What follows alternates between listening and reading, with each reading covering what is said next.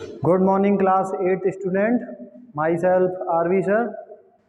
Welcome to Jahan classes. ठीक है, तो आज का हमारा टॉपिक होगा सोशल एंड एसएसटी का जो सोशल एंड पॉलिटिकल लाइफ है, उससे आपका चैप्टर होगा अंडरस्टैंडिंग अवर क्रिमिनल जस्टिस सिस्टम। ठीक है, ये हमारा टॉपिक है। ठीक है, इसके अंदर हम देखेंगे किस तरीके से हमारे कंट्री में जब कोई क्राइम करता है तो किस तरीके से उसके प्रोसीजर होता है, उसके भी कुछ राइट होते हैं। ठीक है, तो उसके बारे में हम बात करेंगे, इस टॉपिक पर बात करेंगे। Let start the topic. ठीक है, तो जैसा कि मैंने बताया था क्लास 8 कि आपका जो टॉपिक है वो सोशल एंड पॉलिटिकल लाइफ से है, understanding our criminal and justice system. ठीक है, यानी हमारा जो क्रिमिनल अगर कोई क्राइम करता है उसके बाद उसका जो पूरा प्रोसीजर है, उसको वो कैसे, उसके साथ क्या होता है, किस तरीके से प्रिजन मिलता है। अगर बाई चांस मान लीजिए कोई गलत धोखे से यानी किसी ने गलत किसी पे कोई कंप्लेंट वगैरह कर दी है, तो उसको भी बचने के कुछ तरीके हैं, वो इस चैप्टर में आप पढ़ेंगे। ठीक है, हम लोग इसी में समझेंगे। तो देखिए ये चैप्टर क्या है, अंडरस्टैंडिंग अवर क्रिमिनल जस्टिस सिस्टम। ठीक है, जैसा ही नाम है उसी के अकॉर्डिंग समझेंगे।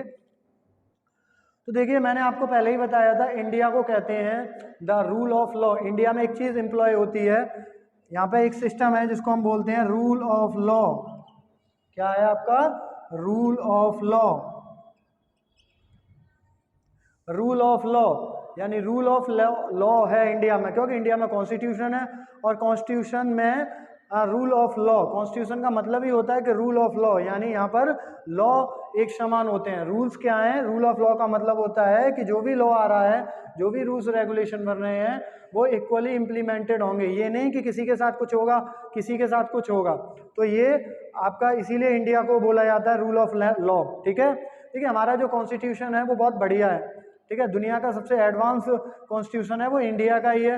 मैंने आपको बताया भी था कि दुनिया का सबसे बड़ा जो रिटन कॉन्स्टिट्यूशन है वो इंडिया का है, और हमारे कॉन्स्टिट्यूशन में सभी के लिए राइट दिए गए हैं। ठीक है, सभी के लिए राइट दिए गए हैं, यहाँ तक कि अगर कोई क्राइम भी करता है तो उसके लिए भी क्या क्या पूरा प्रोसीजिंग सिस्टम है, वो पूरा एक सिस्टम है इंडिया के लिए, क्रिमिनल्स के लिए।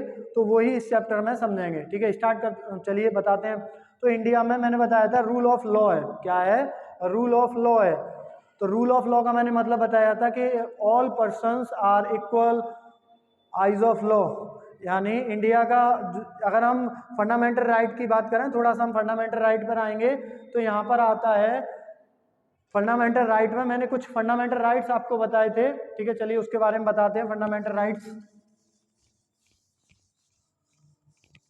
थोड़ा सा बताते हैं, फिर चलते हैं आगे। ठीक है, तो मैंने बताया था फंडामेंटल राइट्स। क्या बताया था? Fundamental rights. Fundamental right. ठीक है, फंडामेंटल राइट के बारे में मैंने पहले ही बता दिया, लेकिन अगेन से बता दे रहा हूँ। फंडामेंटल राइट्स ये हमारे कॉन्स्टिट्यूशन के पार्ट 3 में है। किस पार्ट में है? 3 में। ये ध्यान रखिए इस चीज को, पार्ट 3 में है। किस पार्ट में? पार्ट 3 में इनका है। और ये आर्टिकल, यानी किस आर्टिकल के बीच में है? आर्टिकल 12 से लेकर 35, आर्टिकल 12 से लेकर 35 तक के 35 के बीच में इनका वर्णन किया गया है, यानी इनके बीच में इसको बताया गया है कि कौन कौन से हमारे फंडामेंटल राइट होंगे। इनको मैग्ना कार्टा भी कहा जाता है। इसको क्या कहते हैं हम? Magna carta. ये आपका पहले हो चुका है, लेकिन मैं फिर बता दे रहा हूँ। ठीक है, अगेन मैग्ना कार्टा। अब ये शब्द आता है कि मैग्ना कार्टा का मतलब क्या होता है, तो देखिए जब भी मैग्ना कार्टा का मतलब होता है, क्वेश्चन ये भी आ जाता है कि किस इंडियन कॉन्स्टिट्यूशन के किस पार्ट को मैग्ना कार्टा कहा जाता है, तो पार्ट 3 यानी फंडामेंटल राइट्स को मैग्ना कार्टा कहा जाता है। क्यों कहा जाता है? तो देखिए जब भी किसी को राइट देने की बात होती है, ये मैग्ना कार्टा वर्ड कहाँ से आया था? ये इसकी शुरुआत होती है यूके यानी यूनाइटेड किंगडम से। यूनाइटेड किंगडम से। यूनाइटेड किंगडम में जो ब्रिटेन, यूनाइटेड किंगडम की जो रॉयल फैमिली थी, उसने वहां पर वर्क करने वाले कुछ लोगों को, यानी वहां पे जो वहां पे जो वर्कर्स थे या उनके सिविलियंस थे, उनको कुछ राइट दिए थे जिनको कहा गया था मैग्ना कार्टा। तो उस टाइम तो ब्रिटेन से, उसके बाद अमेरिका, और जहां जहां पर कॉन्स्टिट्यूशन स्टार्ट हुआ, तो जहां पर राइट देने की बात की जाती है तो हम बोलते हैं मैग्ना कार्टा। आपको पता है ये कहां से लिए गए थे? यूनाइटेड स्टेट ऑफ अमेरिका के कॉन्स्टिट्यूशन से टेक ओवर किए गए हैं। तो मैंने बताया था कि बहुत सारे फंडामेंटल राइट्स हैं। ठीक है, चलिए मैं एक एक करके बता रहा हूं, आई होप आप लोगों को समझ में आएगा। ठीक है। अब देखिए मैंने बताया था फंडामेंटल राइट्स में पहला होता है right to equality, right to equality. मैंने बताया था राइट टू इक्वालिटी। ठीक है, राइट टू इक्वालिटी में कई राइट्स हमें प्रोवाइड किए गए हैं, यानी ये वाला जो राइट है, यानी ये वाला जो फंडामेंटल राइट है वो आपकी इक्वालिटी के बारे में बताता है। तो बाकी का तो मैं पहले बता चुका हूँ, लेकिन इंपॉर्टेंट जो इस चैप्टर से रिलेटेड है वो बता रहा हूँ कि आर्टिकल 14, देखिए हमारे कॉन्स्टिट्यूशन में एक आर्टिकल है,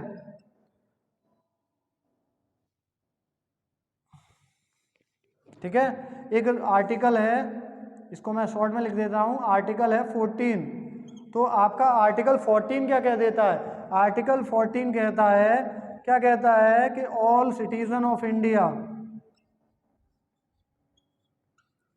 all citizen of India equal before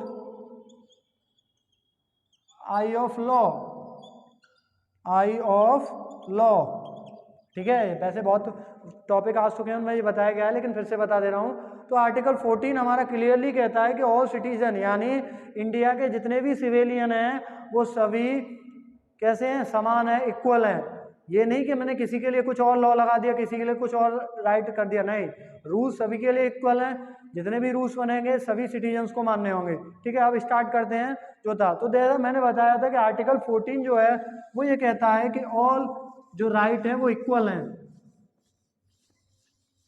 ठीक है, चलिए ये मैंने बता दिया। तो इसका मतलब क्या होगा कि जो रूल्स हैं इंडिया में, जितने भी रूल्स बनाए जाते हैं उनके वो सारे सिटीजन्स के लिए कैसे हैं? इक्वल हैं। ठीक है, उसके बाद मैंने एक और आर्टिकल फंडामेंटल राइट बताया था, जिसको हम बोलते हैं राइट टू फ्रीडम, यानी स्वतंत्रता का अधिकार। यानी ये वाला जो फंडामेंटल राइट है वो आपको ये राइट देता है, यानी समान स्वतंत्रता, फ्रीडम की इसमें बताया गया है। तो वहाँ पर इसी पे आ रहे हैं, ये इस टॉपिक से रिलेटेड है। तो यहाँ पर क्रिमिनल्स को भी राइट दिए गए हैं। क्या दिए गए हैं? कि अगर कोई क्राइम भी कर रहा है व्यक्ति, कोई अपराधी है, उसने कोई क्राइम किया है, तो उसको भी राइट दिए गए हैं। ठीक है, चलिए तो स्टार्ट करते हैं। तो देखिए जैसे सबसे पहले हम क्या करेंगे, चलिए अब इस टॉपिक पे बताते हैं। ये मैं बता दूंगा कौन कौन से क्राइम दिए गए हैं, कौन कौन से राइट दिए गए हैं। तो देखिए जैसे मैंने बताया था क्राइम, तो पहला वर्ड आता है क्राइम। क्राइम एंड जस्टिस है, understanding of our criminal justice system. तो क्रिमिनल के साथ कैसे न्याय होता है या क्या प्रोसीजर है वो यहाँ बताया गया है। तो क्राइम, क्राइम का मतलब होता है कि क्राइम का आप सभी जानते हैं अपराध, यानी जब हम कुछ ऐसा वर्क करते हैं जो अकॉर्डिंग लॉ नहीं है, यानी हमने रूल्स के जो भी रूल है उसके कोई गलत वर्क कर दिया जो सही काम नहीं है। ठीक है, रूल्स में सही नहीं बैठ रहा है, जो कानून है यानी लॉ है उसके अकॉर्डिंग नहीं है, वो शब्द आपका क्राइम कहलाता है। मान लीजिए किसी ने इंडिया में क्राइम किया, ठीक है, आई होप आप लोगों को समझ में आ रहा होगा।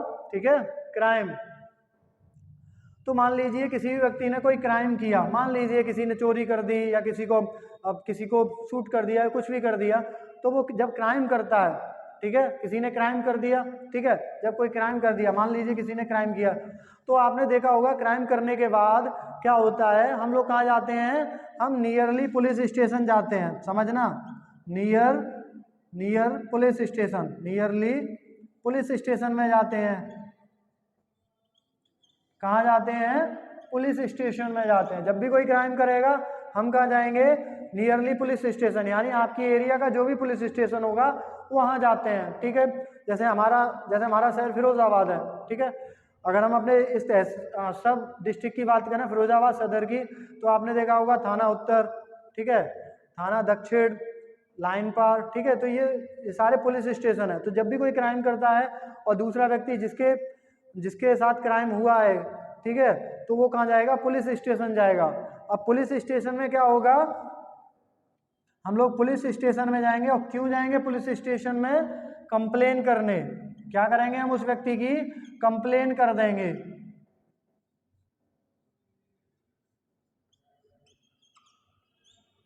क्या कर देंगे? उसकी कंप्लेन कर देंगे। क्या करेंगे? कंप्लेन करेंगे। ठीक है, पुलिस वालों को बताएंगे भी कि हमारे साथ ये क्राइम हुआ है, ये क्राइम हुआ है, तो कंप्लेन कर देंगे हम लोग। ठीक है, तो कंप्लेन, तो जो हम कंप्लेन कर रहे हैं उसका नाम है, उसको क्या कहते हैं, FIR। यानी मान लीजिए कि किसी के साथ क्राइम हो रहा है, मान लीजिए कोई व्यक्ति है, उसके घर में उसके किसी पर्सन है, उसको किसी ने मर्डर कर दिया, ठीक है, उसकी शूट आउट मार दिया, या किसी के यहाँ चोरी हो गई, ठीक है, तो क्या होगा, सबसे पहले हम कहाँ जाते हैं, पुलिस स्टेशन जाते हैं, और जो भी रिलेटेड ऑफिसर होता है, नियर भी स्टेशन होते हैं, पुलिस स्टेशन होते हैं, वहाँ जाकर जो भी ऑफिसर होता है, जैसे एक पुलिस स्टेशन का हेड कौन होता है, इसको बोलते हैं SHO। क्या बोलते हैं, SHO, ठीक है, नॉर्मली भाषा में SO भी बोल देते हैं, और SHO की फुल फॉर्म होती है स्टेशन हाउस ऑफिसर, ठीक है, क्या कहते हैं उसको, स्टेशन हाउस ऑफिसर कहते हैं, ठीक है। वहां जाएंगे और अपनी कंप्लेन रजिस्टर कराएंगे, जिस जिस यानी जो कंप्लेन रजिस्टर हम कराते हैं उसको हम बोल देते हैं FIR। क्या कह देते हैं, FIR। देखिए फर्स्ट स्टेप क्या होगा, अगर क्राइम किया तो सीधा हम नियरली पुलिस स्टेशन जाएंगे और वहां पर कंप्लेन कर देंगे, किसी कहाँ पर करेंगे, नियरली पुलिस स्टेशन में। पुलिस स्टेशन का हेड कौन होता है, SHO यानी स्टेशन हाउस ऑफिसर, और जो कंप्लेन हम कर रहे हैं वो आपकी कहलाती है FIR। क्या कहलाती है, FIR, ठीक है। तो देखिए FIR, अब यहां से आगे चलते हैं। आई होप आप लोगों को ये समझ में आ रहा हो, ठीक है। तो देखिए, तो हम क्या करेंगे, FIR, यानी व्हाट इज द FIR, इसको क्या कहते हैं, इसका फुल फॉर्म क्या होता है FIR का, तो इसकी फुल फॉर्म होती है फर्स्ट इंफॉर्मेशन रिपोर्ट। इसको हम क्या कह देते हैं, फर्स्ट इंफॉर्मेशन रिपोर्ट। क्या बोल देते हैं हम इसको, फर्स्ट इंफॉर्मेशन रिपोर्ट, ठीक है, इसको बोलेंगे फर्स्ट इंफॉर्मेशन रिपोर्ट, ठीक है। FIR की फुल फॉर्म क्या होती है, फर्स्ट इंफॉर्मेशन रिपोर्ट। अब देखिए, मान लीजिए क्राइम हुआ, आप पुलिस स्टेशन गए, आपने कंप्लेंट किया, नहीं FIR की, तो FIR रजिस्टर्ड करने के बाद पुलिस का काम क्या होता है, पुलिस इन्वेस्टिगेशन करेगी। FIR होने के बाद क्या होगा कि जहां पर आपने, जहां जिस पुलिस स्टेशन में आपने अपनी कंप्लेन राइट कराई है, यानी जो FIR की है, फर्स्ट इंफॉर्मेशन रिपोर्ट, वहां की पुलिस क्या करेगी, इन्वेस्टिगेशन करेगी। क्या करेगी, इन्वेस्टिगेशन, इन्वेस्टिगेशन। यानी देखिए, पुलिस का जो रूल होता है, सुप्रीम कोर्ट जो रूल है उसके अकॉर्डिंग ये है कि अगर आपने कंप्लेन कर दी तो ऐसा नहीं कि उस व्यक्ति को हम डायरेक्ट अरेस्ट कर लेगी पुलिस, नहीं, सबसे पहले क्या होगा, वो ये इन्वेस्टिगेशन करेगी कि रियल में ये क्राइम हुआ है कि नहीं हुआ है, ठीक है। वो क्या करेगी, वो ये देखेगी कि इन्वेस्टिगेशन, यानी एक प्रोसीजर, इन्वेस्टिगेशन का मतलब होता है कि पुलिस आपके जो भी आपने जो कंप्लेन दर्ज कराई है उसके बारे में सही तरीके से इंफॉर्मेशन कलेक्ट करेगी कि आपके साथ वो क्राइम हुआ है कि नहीं हुआ है, तो उसी को हम बोल देते हैं इन्वेस्टिगेशन, ठीक है, ठीक है, ठीक है। आप इसको नोट डाउन कर लीजिए, राइट कर सकते हैं, ठीक है। चलिए, आपको समझ में आ गया होगा यहाँ तक, ठीक है। तो देखिए, इन्वेस्टिगेशन करने के बाद पुलिस क्या करेगी, मान लीजिए इन्वेस्टिगेशन की पुलिस ने, यानी रिलेटेड जो भी नियरली पुलिस स्टेशन है वहाँ के ऑफिसर्स ने आपकी इन्वेस्टिगेशन की और पता चला कि नहीं, हाँ, फलाने जो भी जिसके खिलाफ आपने कंप्लेन की है उसने वो क्राइम किया है, तो पुलिस क्या करेगी, उसको अरेस्ट करेगी। क्या करेगी, अरेस्ट करेगी। क्या कर लेगी, अरेस्ट कर लेगी, ठीक है, क्या कर लेगी, अरेस्ट कर लेगी, ठीक है। पहले क्या करेंगे, आपने कंप्लेन की, कंप्लेन करने के बाद जो भी नियरली पुलिस स्टेशन जो आपके एरिया में पड़ता है वो आपकी उस कंप्लेन को रजिस्टर्ड कर लेंगे। रजिस्टर्ड करने के बाद इन्वेस्टिगेशन करेगी। इन्वेस्टिगेशन का मतलब होता है देखेगी कि आपके साथ क्राइम हुआ है कि नहीं हुआ है। उसके बाद लगा कि नहीं, आपने जो इन्फॉर्मेशन दी है वो सही है, ठीक है, तो उसके बाद क्या करेगी, अरेस्ट करेगी। और अरेस्ट, देखिए, ऐसे ही किसी पर्सन को हम अरेस्ट नहीं कर सकती है पुलिस। अरेस्टिंग के लिए भी, यानी जो व्यक्ति अरेस्ट हो रहा है उसके भी कुछ राइट कॉन्स्टिट्यूशन में बताए गए हैं। जो मैंने आपको बताया था, जो हमारा सेकंड फंडामेंटल राइट है, राइट टू फ्रीडम, वो कुछ राइट क्रिमिनल्स को भी देता है। चलिए, उसके बारे में आपको बता रहा हूँ कि कौन कौन से राइट देता है। ठीक है, चलिए हम बता रहे हैं, मैंने यहाँ तक बताया था अरेस्ट कर लेगी। अब मान लीजिए आपको अरेस्ट कर लिया तो कुछ क्रिमिनल के राइट है, यानी सुप्रीम कोर्ट ने कुछ गाइडलाइंस जारी की हुई हैं, यानी क्रिमिनल्स के राइट हैं। अब देखिए जो मैंने बताया था राइट टू फ्रीडम, उसमें एक आर्टिकल है, ठीक है, एक लॉ है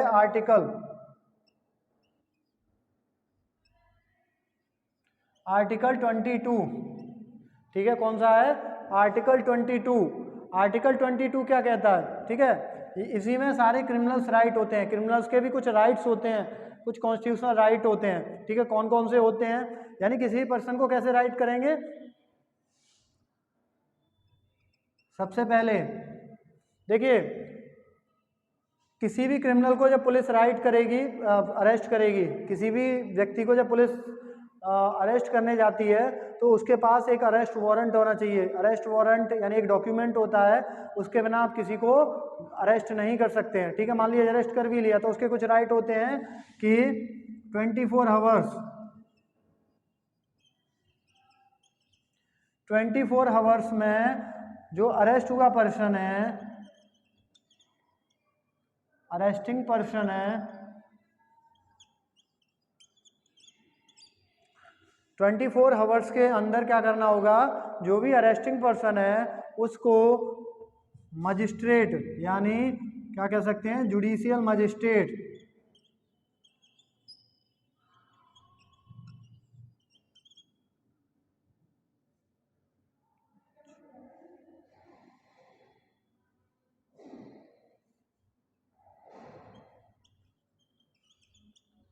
यानी 24 आवर्स के अंडर कोई भी पर्सन अगर पुलिस जिसको अरेस्ट कर रही है उसको जुडिशियल मजिस्ट्रेट, ठीक है, जुडिशियल मजिस्ट्रेट के सामने क्या कर देगी, पेश करेगी, ठीक है। 24 आवर्स के अंदर उस व्यक्ति को क्या करेगी, जो भी नियरली जो आपका मजिस्ट्रेट है उसके सामने करेगी। उसके साथ क्या होता है, देखिए और भी राइट होते हैं। एक तो पहला राइट मैंने ये बता दिया कि अगर किसी व्यक्ति को पुलिस, आर्टिकल 22 ये कहता है कि अगर कोई व्यक्ति, किसी भी व्यक्ति को पुलिस अरेस्ट कर रही है तो उसको 24 आवर्स के अंदर किसी मजिस्ट्रेट यानी जुडिशियल मजिस्ट्रेट के सामने पेश करना होगा, सामने ले जाना होगा, ठीक है। दूसरा होता है, दूसरा ये राइट होता है, पहला ये राइट दिया गया, ये गाइडलाइंस होती हैं, ठीक है।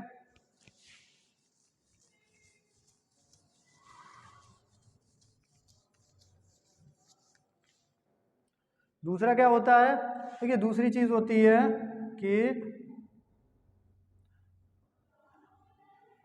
दूसरी चीज होती है कि उसके साथ जो भी पर्सन को राइट अरेस्ट कर रही है उसके साथ इल ट्रीटेड नहीं कर सकती है। इल ट्रीटेड का मतलब होता है बैड बिहेवियर नहीं कर सकती है, इल ट्रीटेड नहीं कर सकती है, यानी उसको ज़्यादा परेशान नहीं कर सकती है, ठीक है। फिजिकली कोई परेशान उसको नहीं कर सकती है, ठीक है, ध्यान रखिए। अगर जब तक मजिस्ट्रेट उसको जुडिशियल या पुलिस कस्टडी में ना भेज दे तब तक उसके साथ इल ट्रीटेड बिहेवियर नहीं कर सकती है, इस चीज़ को हमेशा ध्यान रखिए, ठीक है, ठीक है। ट्यूटेड ड्यूरिंग द अरेस्ट और इन द कस्टडी, ठीक है, उसे कोई उसके यानी चोट लग जाती है या किसी वजह से उसकी डेथ हो जाती है, कुछ भी हो जाता है, तो इसका रेस्पॉन्सिबल कौन होगा, वो लोग होंगे जिनके कस्टडी में वो व्यक्ति था, ठीक है, ये ध्यान रखिए। तो इल ट्रीटेड नहीं कर सकती है, ठीक है। और उसमें क्या करना है, दूसरा कुछ राइट होते हैं,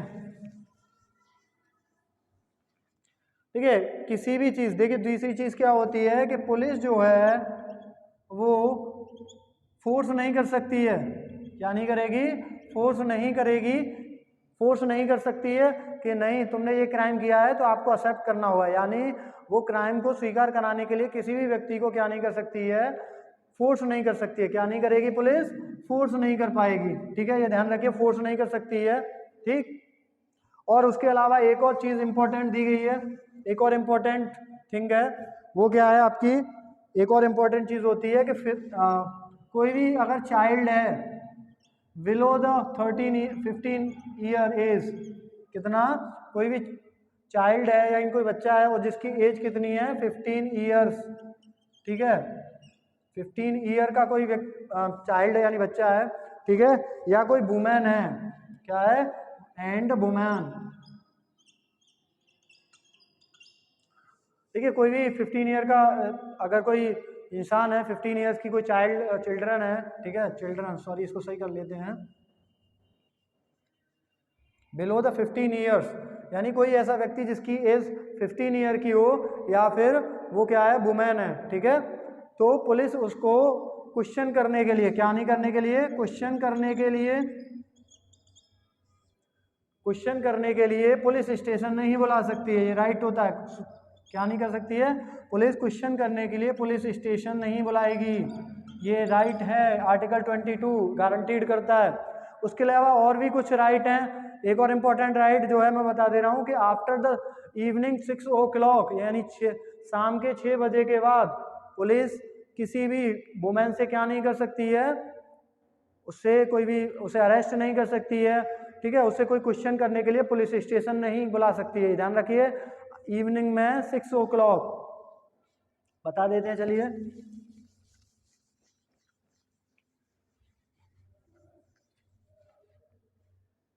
ठीक है, तो क्या करेंगे, evening,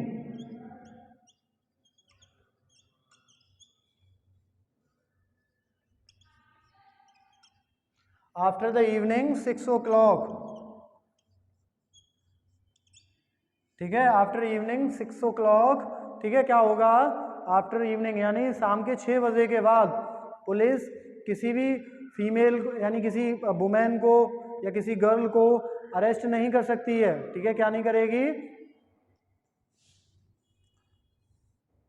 can not arrest the women, ठीक है, किसी भी वुमेन को क्या नहीं कर सकती, अरेस्ट नहीं कर सकती है, और क्वेश्चन के लिए बुला नहीं सकती है, ठीक है, ये काम नहीं कर सकती है।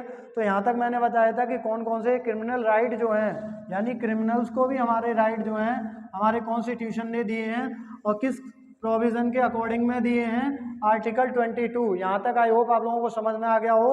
आर्टिकल 22 में ये प्रोविजन दिए हैं, किस आर्टिकल 22 किस में आता है, फ्रीडम, राइट टू फ्रीडम में आता है, ठीक है, यहाँ तक समझ में आ गया होगा। चलिए आगे बताते हैं कि मान लीजिए वो मजिस्ट्रेट के पास ले गए, ठीक है, सब कुछ बता दिया, उसके बाद क्या होगा, पुलिस इन्वेस्टिगेशन की है, इन्वेस्टिगेशन करने के बाद क्या करेगी, क्या करेगी, इन्वेस्टिगेशन करने के बाद, ठीक है, इन्वेस्टिगेशन के बाद क्या करेगी,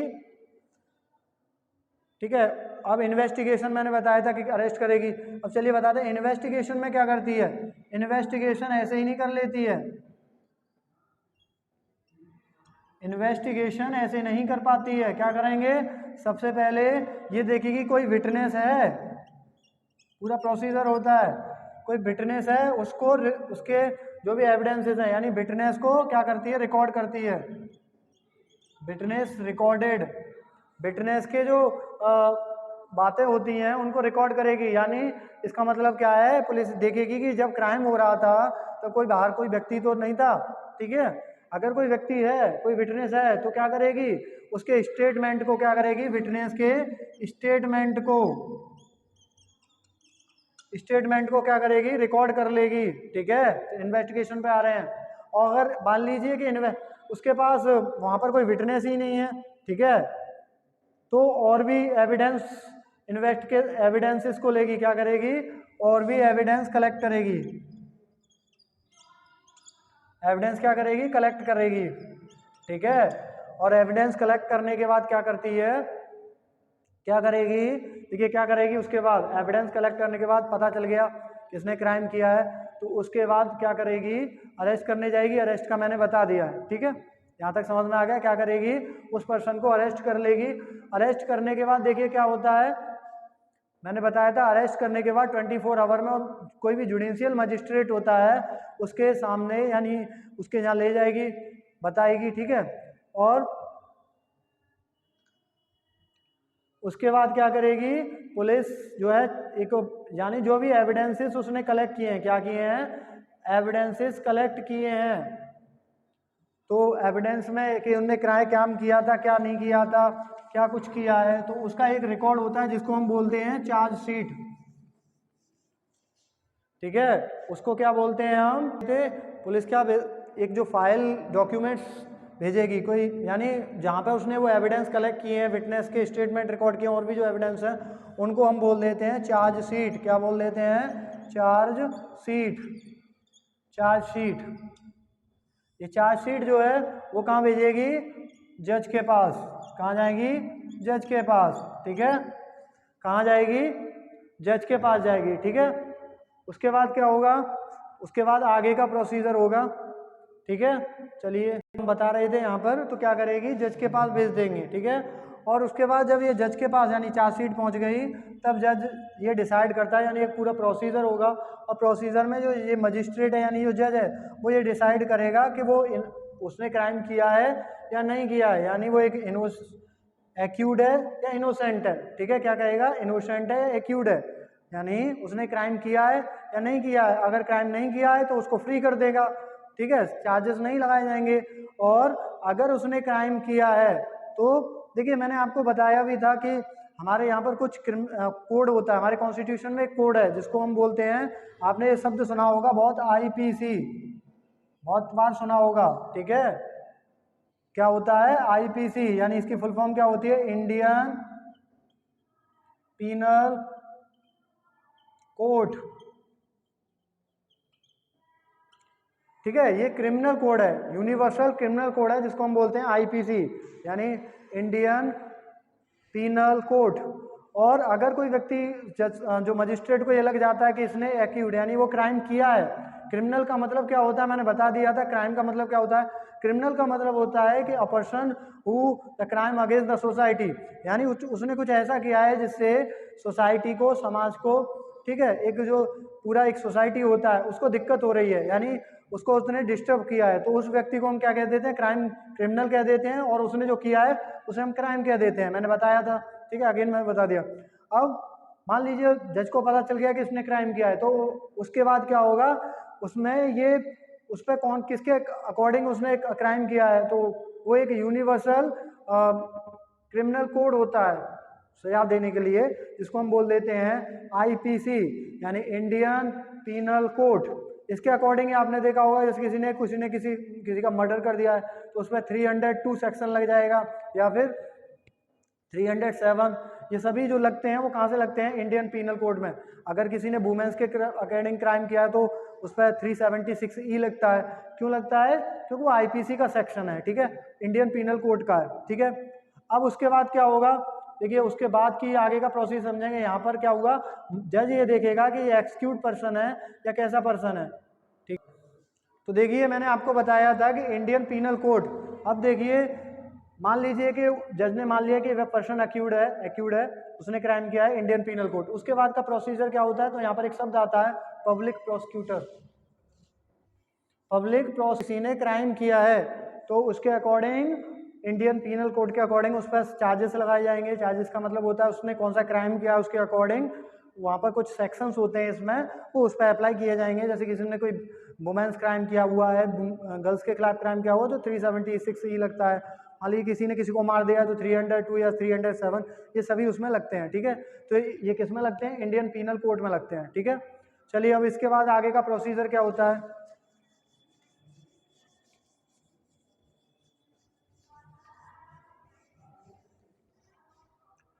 उसके बाद देखिए, मैंने आपको बताया था कि आर्टिकल 22 कुछ राइट्स गारंटीड करता है क्रिमिनल्स के, वो राइट टू फ्रीडम के बारे में बात करता है।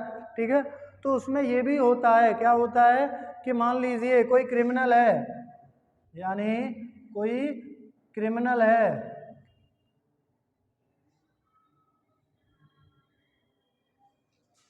कोई भी व्यक्ति क्या है? किसी ने क्राइम किया है, यानी कोई क्रिमिनल है, अपराधी है, वो क्या है? क्रिमिनल है। तो क्रिमिनल के लिए क्या करेंगे? क्रिमिनल है तो क्या करते हैं? कॉन्स्टिट्यूशन में लिखा हुआ है कि सरकार या जो भी है उसको एक लॉयर, यानी एक ट्रायल चलता है, उसके बाद पूरा ट्रायल चलेगा, तो एक लॉयर प्रोवाइड कराएगी, यानी उसे अपना वकील चूज करने का राइट होता है। ठीक है, ठीक है, या तो वो खुद कर लेता है, कभी कभार क्या होता है, या तो वो लॉयर खुद कर लेता है, और नहीं तो फिर क्या होता है कि उससे पूछकर सरकार, यानी गवर्नमेंट है, वो करा देती है। ठीक है, तो ये मैंने बताया था कि लॉयर प्रोवाइड कराएगी, ये क्रिमिनल का राइट होता है और ये कॉन्स्टिट्यूशन आगे बताते हैं। तो मैंने बताया था कि या तो वो खुद लॉयर को यानी उसको एक लॉयर अपॉइंट करने का राइट होता है कि वो अपने डिफेंस के लिए कोई भी एक लॉयर हायर कर सकता है, ये उसका कॉन्स्टिट्यूशनल राइट है, आर्टिकल। ठीक है, तो ये क्या है कि ये उसको एक राइट होता है कि सरकार या तो उसे क्रिमिनल प्रोवाइड कराए या फिर वो अपने डिफेंस के लिए एक लॉयर को हायर कर सके। ये कॉन्स्टिट्यूशनल राइट है जो हमारा कॉन्स्टिट्यूशन किसी क्रिमिनल के लिए गारंटीड करता है। देखिए कितना एडवांस के, इसीलिए कहा जाता है इसे दुनिया का यानी वर्ल्ड का सबसे बेस्ट कॉन्स्टिट्यूशन।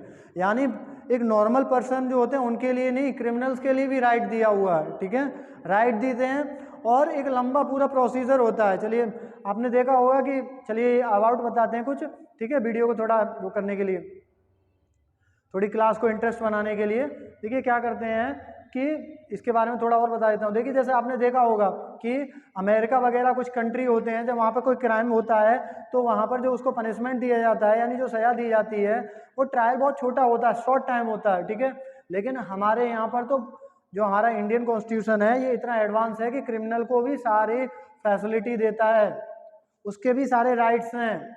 अब वो कैसे राइट्स हैं, चलिए मैं बता देता हूँ।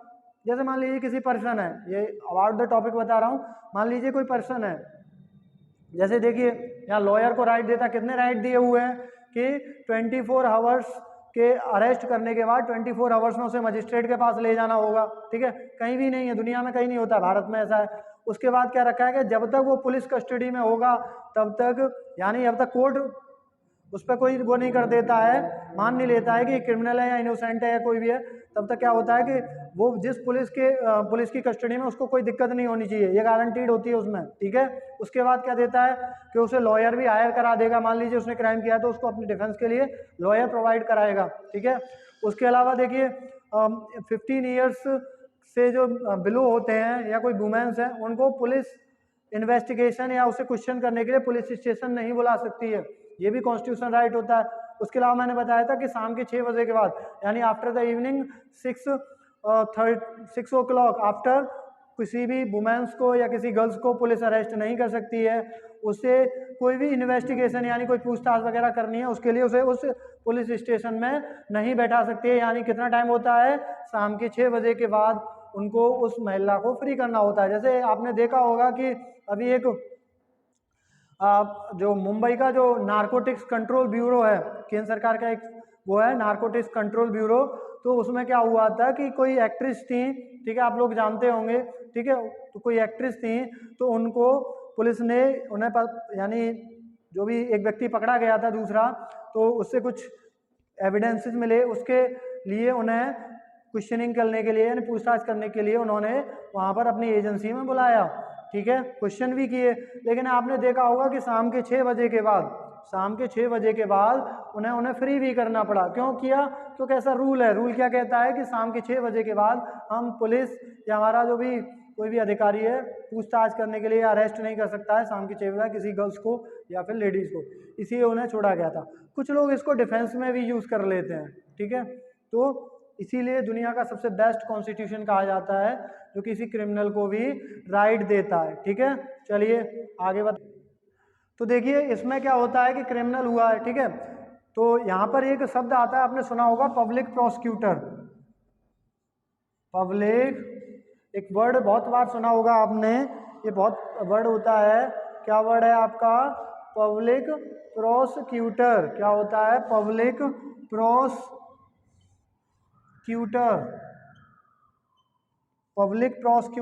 ठीक है, अब ये आता है कि ये पब्लिक प्रोसिक्यूटर क्या होता है।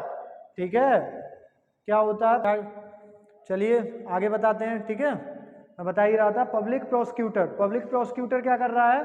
पब्लिक प्रोसिक्यूटर का मतलब क्या होता है कि जैसे मान लीजिए कोई क्राइम हो रहा है, ठीक है, किसी ने क्राइम किया या क्या हुआ कि यहाँ पर दो रोल होते हैं, एक तो डिफेंस लॉयर होता है, एक प्रोसिक्यूटर होता है। तो कभी कभार क्या होता है कि वो व्यक्ति क्या करेगा, जैसे पब्लिक प्रोसिक्यूटर है तो उसने देखा, ठीक है, वो देख रहा है, जैसे पब्लिक आपने देखा होगा जिस public prosecutor mostly government lawyers होते हैं, इनको हम सरकारी वकील कह देते हैं। तो उसको पब्लिक प्रोसिक्यूटर कहते हैं। इसको कहते क्यों हैं, चलिए चलिए ठीक है। तो पब्लिक प्रोसिक्यूटर का मतलब क्या होता है, मैंने बताया था क्राइम क्या होता है। क्राइम वो होता है जब हम किसी व्यक्ति के खिलाफ ना करके, कभी कभार क्या होता है किसी व्यक्ति के खिलाफ ना कर किसी टेररिस्ट, किसी पूरी सोसाइटी के खिलाफ क्राइम होता है। जैसे आपने देखा हो मुंबई में जो टेरर अटैक हुआ था, तो वो एक नेशन, एक पूरी सिविलाइजेशन के खिलाफ जो था वो अगेंस्ट द क्राइम था, ठीक है। तो वहाँ क्या होता है कि कोई लॉयर है, वो इंटरेस्टेड होता है कि मैं केस लड़ूंगा, इस व्यक्ति ने बहुत ज़्यादा गलत किया है, क्राइम किया है, और किसी के खिलाफ क्या है, पूरी सोसाइटी के अगेंस्ट इसमें लग रहा है। तो वो जब इंटरेस्ट ले लेता है, वो क्या करता है, वो सरकार की यानी उसको उसका वो कोशिश करेगा कि इसने बहुत गलत किया है, तो सरकार की स्टेट की तरफ से क्या करेगा, एक पूरा प्रोसीजर के रूप में, यानी वो लॉयर होता है, उसमें ये क्या करता है, वो क्या देखेगा कि उसे अरेस्ट कब किया है, इसने क्राइम क्या किया है, इस पर कौन कौन से चार्जेस लगे हैं, ठीक है। तो ये पूरे सारे ट्रायल में वो क्या करता है, पूरी इन्वेस्टिगेशन को देखता है और क्या करता है कि इसको लड़ता है, ठीक है। तो ऐसे व्यक्ति, इसको क्या कहते हैं हम, पब्लिक प्रोसिक्यूटर, इसी को क्या कह देते हैं, प्रोसिक्यूटर का। तो देखिए पब्लिक प्रोसिक्यूटर क्या होता है, अगर ऐसा कोई क्राइम वगैरह किया हुआ है तो उसके, यानी आप देखिए जब कोई लगता है कि सोसाइटी के खिलाफ क्राइम, मैंने बताया था सोसाइटी के खिलाफ अगेंस्ट को क्राइम होता है, तो ये पब्लिक प्रोसिक्यूटर, ध्यान रखिए पहले इसके लिए भी कुछ होती हैं। पब्लिक प्रोसिक्यूटर जो है वो खुद किसी केस को नहीं लड़ सकता है, ध्यान रखिए। पब्लिक प्रोसिक्यूटर क्या होता है, किसी भी केस में खुद नहीं कर सकता है। इसके लिए जब तक स्टेट, यानी जो भी व्यक्ति या सरकार है, वो जब तक इसको अलाउड नहीं करेगी, ये नहीं ऐसा कर सकता है, ठीक है। ये अपने मन से नहीं कर सकता है कुछ भी अपनी तरफ से। अब ये क्या करता है, ये देखिए, ये ध्यान रखिए, ये किसी भी इन्वेस्टिगेशन का पार्ट नहीं होता है। पुलिस अपनी इन्वेस्टिगेशन करने के लिए क्या होती है, फ्री होती है। हमें ये ध्यान रखना होगा कि पुलिस अपनी इन्वेस्टिगेशन करने के लिए फ्री होती है, इसका कोई भी रूल वहाँ पर नहीं होता है, ठीक है। लेकिन इसका रूल कहाँ होता है, मान लीजिए जब पुलिस चार्जशीट फाइल कर देती है, मैंने कहा था ना एक डॉक्यूमेंट फाइल होती है जिसको हम चार्जशीट कह देते हैं। पुलिस जब चार्जशीट को फाइल कर देती है, क्या कर दिया पुलिस ने चार्जशीट को क्या कर दिया, फाइल कर दिया। पुलिस ने जब चार्जशीट को फाइल कर दिया, क्या कर दिया, चार्जशीट को जब फाइल कर दिया, तो उसके बाद वो कोर्ट में जाएगी। पुलिस चार्जशीट को फाइल कहाँ करती है, जिस कोर्ट में वो क्राइम, यहाँ पर यानी जज के सामने, यानी जो कोर्ट होता है, तो कोर्ट में ही तो करती है। तो कोर्ट में जब चार्जशीट फाइल करी, तो इसका काम क्या होता है, वहाँ देखेगा कि क्या क्या कौन कौन से विटनेस हैं, ठीक है, कौन कौन से एविडेंसेस मिले हैं, ठीक है, और भी बहुत सारी चीज़ें होती हैं, ये देखता है, ठीक है। तो सबसे पहले याद रखेंगे ये कि पब्लिक प्रोसिक्यूटर स्टेट के बेसिस पर रखा जाता है, जब तक स्टेट नहीं जाएगा ये नहीं आ सकता है, ठीक है। और दूसरी इंपॉर्टेंट चीज़ क्या होती है कि ये पुलिस इन्वेस्टिगेशन का पार्ट नहीं होता है। ये क्या नहीं होता है, पुलिस की इन्वेस्टिगेशन का पार्ट नहीं होता है, ठीक है, क्या नहीं होता है, पुलिस की, ठीक है। और उसके बाद क्या होता है कि पूरी चार्जशीट को पढ़ लेगा कि इसमें क्या एविडेंसेस हैं, क्या नहीं है। उसके बाद आगे की प्रोसीजर के बारे में, अपनी जो प्रोसीजर है उसको ये स्टार्ट करता है, ठीक है। तो ये मैंने बता दिया, अपना पूरा प्रोसीजर क्या करता है, ये स्टार्ट कर देता है, ठीक है। अब ये रहा, मैंने बता दिया कि पब्लिक प्रोसिक्यूटर का रोल क्या होता है, ठीक है, पब्लिक प्रोसिक्यूटर। उसके अलावा देखिए एक लॉयर हो, तो अब उसके बाद आता है आपका एक और लॉयर होता है, जो जैसे मैंने बताया था कि कोर्ट ने एक राइट दिया है, ये मैं एक्स्ट्रा बता रहा हूँ, आएगा भी, ठीक है। एक्स्ट्रा बता रहा हूँ कि जैसे मैंने बताया था कि कॉन्स्टिट्यूशन ने ये राइट दिया हुआ है कि कोई भी व्यक्ति है वो अपना कोई भी लॉयर को हायर कर सकता है, ठीक है, अपने बचाव के लिए, ठीक है। तो उस लॉयर को हम बोलते हैं डिफेंस लॉयर, क्योंकि वो उसको डिफेंस कर रहा है, ठीक है। चलिए अब दूसरा रोल आता है, यहाँ पर मैंने बताया था पब्लिक प्रोसिक्यूटर, इसका रोल क्या होता है, ठीक है। आप, आई होप आप लोगों को समझ में आया हो। अब देखते हैं रोल ऑफ द जज, यानी जज का क्या रोल है। मैंने बताया था यहाँ पे सारा काम किसका होता है, जज का होता है। देखिए सारा सबसे इंपॉर्टेंट काम किसका होता है, जज साहब का होता है। किसका होता है, जज का होता है। अब वो जज का क्यों होता है, क्योंकि देखिए क्राइम हुआ, हम पुलिस स्टेशन गए, अभी तक जो पूरा प्रोसीजर समझाया था, फिर आगे चलेंगे, ठीक है। तो हमने क्या बताया था कि मान लीजिए क्राइम हुआ, उसके बाद क्या हुआ, हम कोर्ट जाते हैं, नियरली पुलिस स्टेशन जाते हैं, वहाँ हमने कंप्लेन रजिस्टर्ड कराई, वो कंप्लेन जो रजिस्टर्ड कराई उसको FIR कहते हैं, जो भी नियर भी पुलिस स्टेशन होता है वहाँ पर उसको रजिस्टर कराते हैं। उसके बाद क्या होता है, पुलिस FIR रजिस्टर करने के बाद इन्वेस्टिगेशन करती है। इन्वेस्टिगेशन में जैसे मैंने बताया था विटनेस के एविडेंस स्टेटमेंट लेगी और जो भी एविडेंस है, उसके बाद क्या होती है, उसके बाद उसको लग रहा है कि नहीं इसने क्राइम किया हुआ है तो क्या करेगी, फिर रजिस्टर्ड वो उसके बाद वो चार्जशीट को कोर्ट में फाइल कर देगी, ठीक है, अरेस्ट कर लेगी। अरेस्ट नहीं करेगी तो चार्जशीट फाइल कर देगी, ठीक है। चार्जशीट क्या होता है, मैंने बताया था डॉक्यूमेंट होता है जो पुलिस ने अपनी इन्वेस्टिगेशन की है वो सब उसके अंदर उसमें होता है। उसके बाद क्या होता है, जज उनको ऑर्डर देता है या अरेस्टिंग वारंट, मैंने बताया था विदाउट अरेस्ट वारंट पुलिस किसी को अरेस्ट नहीं कर सकती है, तो अरेस्ट करा दिया उसको, ठीक है। अरेस्ट होने के बाद क्या होता है, मैंने राइट्स भी बताए थे कि किसी भी मजिस्ट्रेट के पास 24 आवर्स के लिए अंडर में उसको उस जज के पास भेजना होता है। उसके बाद क्या होता है, मैंने बताया था कि मान लीजिए वो कर दिया, उसके बाद पब्लिक प्रोसिक्यूटर का रोल समझाया क्या होता है इसके अंदर कि मान लीजिए कि क्राइम क्या होता है, मैंने ये भी बताया था कि कोई भी क्राइम किसी पर्सन के खिलाफ ना होकर पूरी सोसाइटी में है, तो क्या होता है कि सरकार जो होती है एक लॉयर वगैरह को हायर करती है, public prosecutor just a lawyer, एक लॉयर ही होता है, ठीक है, उसको हायर करती है। वो क्या करेगा, वो स्टेट की तरफ से वो केस लड़ेगा, ठीक है, और जिसने किया है, या कभी कभार क्या होता है जैसे आपने देखा होगा मुंबई में जो टेरर अटैक था आमिर अजमल कसाब, ठीक है, मुंबई में जो अटैक था हुआ था आमिर अजमल कसाब के, तो वहाँ पर क्या हुआ था कि उसके पास कोई लॉयर नहीं था, तो क्या हुआ था, फिर सरकार ने अपनी तरफ से, क्योंकि उसको राइट होता है, देखिए इसमें दोनों ही रोल होते हैं, राइट होता है, कॉन्स्टिट्यूशन राइट क्या देता है, किसी भी क्रिमिनल को उसको अपना लॉयर डिफेंस, अपना बचाव करने के लिए एक लॉयर या तो सरकार को अपॉइंट करना होगा या वो खुद कर सकता है। उस समय नहीं लड़ रहे थे तो फिर पब्लिक यानी जो सरकार की वकील ही लड़ रहा था, जिसको हम पब्लिक प्रोसिक्यूटर कह देते हैं। ये पुलिस इन्वेस्टिगेशन का पार्ट नहीं होता है, वो ये देखता है कि कौन कौन से एविडेंस है इसके खिलाफ, क्या क्या पूरा मैटर है, ठीक है। आई होप आप लोगों को यहाँ तक का टॉपिक समझ में आया हो, ठीक है। इससे आगे का जो भी रोल वगैरह है, क्या क्या पूरा प्रोसीजर होता है, वो हम नेक्स्ट क्लास में डिस्कशन करेंगे, ठीक है। आई होप आप लोगों को मेरा वीडियो अच्छा, मेरी क्लास अच्छी लगी हो, ठीक है। अगर आपको अच्छी लगी है तो हमारे चैनल को लाइक करें, सब्सक्राइब करें और शेयर करें। उसके अलावा अगर आप और भी अदर चीज़ जैसे अदर जॉब्स होती हैं, बैंकिंग है, SSC ETC, ठीक है, इनकी preparation, IIT NEET sorry banking और SSC, ठीक है, इनकी प्रिपरेशन करना चाहते हैं तो हमारे दूसरा चैनल है जहां क्लासेस फिरोजाबाद, उसको सब्सक्राइब करें, ठीक है। धन्यवाद, थैंक यू।